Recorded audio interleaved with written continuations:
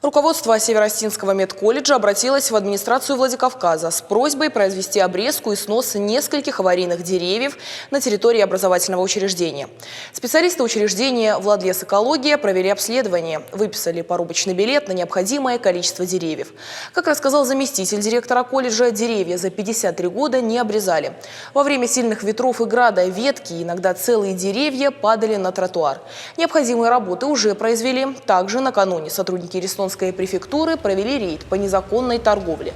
Представители административно-технической инспекции и полиции проверили улицы Рамонова и Джанаева. Стихийная торговля создает пробки и мешает пешеходам.